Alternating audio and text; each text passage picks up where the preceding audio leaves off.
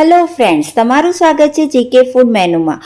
માર્કેટથી ઘરે આવતા મોડું થઈ જતાં મેં વિચાર્યું ઘરે જે ફટાફટ 2 જણ માટે શું બનાવું, તો વિચાર આવ્યો એક બાફેલો બટાટો છે તો બ્રાઉન ઘઉંના બ્રેડ લીધા અને એક બટાટામાંથી 3 હેલ્ધી સેન્ડવિચ મેં ફટાફટ કેવી રીતે બનાવી તે આજે હું તમને બતાવીશ। તમને જો ગમે તો ચેનલને સબસ્ક્રાઈબ કરવાનું નહીં ભૂલતા। એક પેનમાં 2 ચમચા તેલ ગરમ કરી તેમાં અડધી ચમચી રાઈ નાખી। રાઈ તતડી એટલે તેમાં અડધી ચમચી જીરું અને થોડીક હિંગ, તેમજ 4 થી 5 કડી પત્તાના પાન અને એક મોટો ઝીણો સુધારેલો કાંદો તેમજ 1 ચમચી આદુ મરચાંની પેસ્ટ નાખી મિક્સ કરી એકાદ મિનિટ સંતળાવા દીધું। ત્યાં સુધીમાં એક ગાજર અને પા બીટ ખમણી લીધું અને બંને કાંદામાં નાખી મિક્સ કરી 2 મિનિટ સંતળાવા દીધું।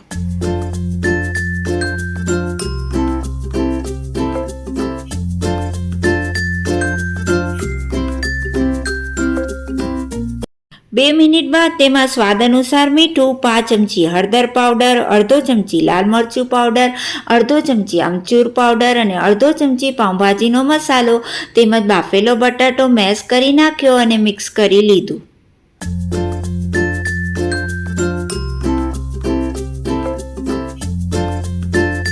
પછી તેમાં ધોઈને સુધારેલી કોથમીર નાખી મિક્સ કરી લીધું તો તૈયાર થઈ ગયું સેન્ડવિચમાં ભરવાનું સ્ટફિંગ।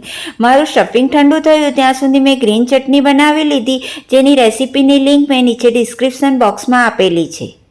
સેન્ડવિચ બનાવવા માટે 2 બ્રાઉન બ્રેડ લઈ બંનેના એક ભાગ પર રૂમ ટેમ્પરેચર પર હોય તેવું બટર લગાડી ત્યારબાદ બંને પર ગ્રીન ચટણી લગાડી દીધી। હવે એક બ્રેડ પર સ્ટફિંગ બરાબર પાથરી તેના પર ટામેટાની સ્લાઇસ તેમજ નાના નાના કેપ્સિકમના પીસ મૂકી દીધા।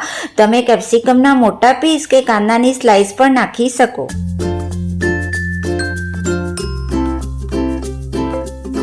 હવે બીજા બ્રેડનો ચટણીવાળો ભાગ નીચે રહે તે મૂકી ઉપરના ભાગ પર બટર લગાડી દીધું।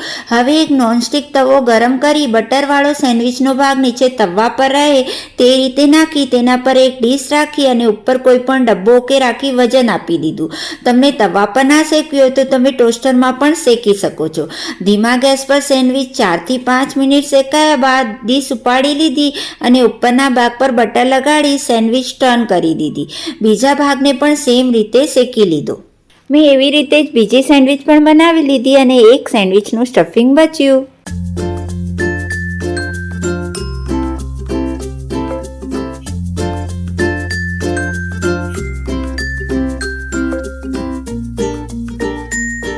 તો તૈયાર છે એક બટાટામાંથી ફટાફટ બનેલી હેલ્ધી સેન્ડવિચ, જેને તમે ચટણી સાથે કે કેચઅપ સાથે કે ઉપર ચીઝ નાખીને પણ સર્વ કરી શકો છો।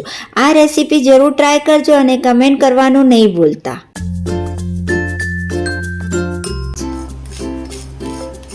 Thank you so much.